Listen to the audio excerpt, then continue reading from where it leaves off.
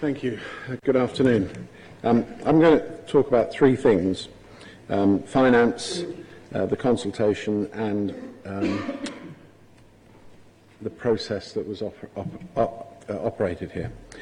On the finance issue, I have to say that I've never seen a full picture. At one of the public meetings, we were told that some costs would be added onto the website. These turn out to be desktop figures. They're not surveyed, they're not warranted.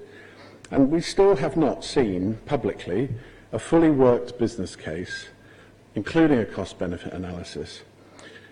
And I cannot understand how Hampshire County Council, it's inconceivable to me, how you can take a decision as wide-ranging as this decision will be without having a proper financial backing on it. It just doesn't make sense.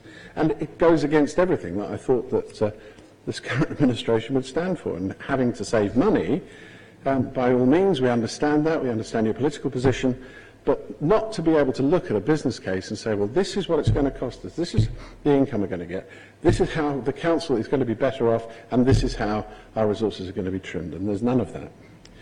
The second area is, well, I suppose it's missing information, I think.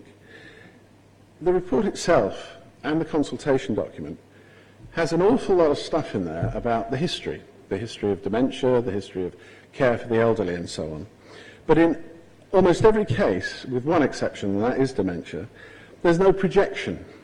Now, all the research has been done to determine how many people had this, how many people needed daycare, how many people needed domiciliary care and so on.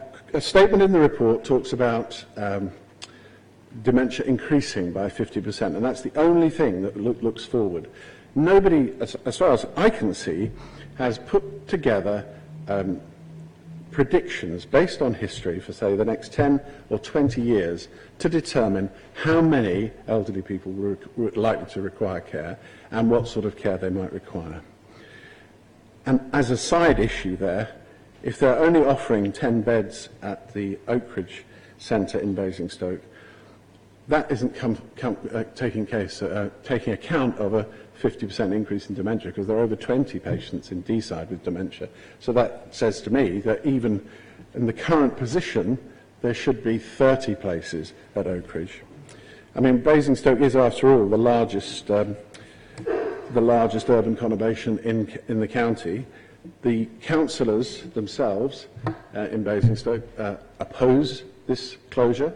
And I think that's another significant point that needs to be taken into account. And if I could move to the consultation itself, I don't suppose anybody's got it here, but if you look at your own document about how you're supposed to do, how you've agreed you will undertake consultation, public consultation, it's very much based on the government's document of 2008, which explains how national government would consult with the public.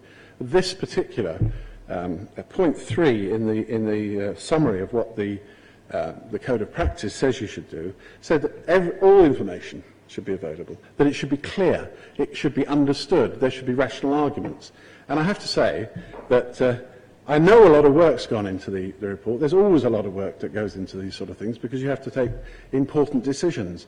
But I do not see how you have properly consulted across the county, particularly in Basingstoke, where I come from, and not looked at whether you've given the full picture, because I don't believe you have.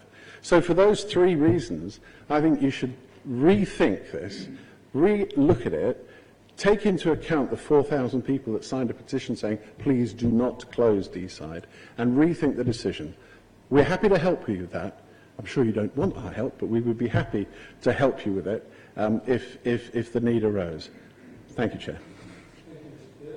Thank you for keeping within your time limits. I'm now going to ask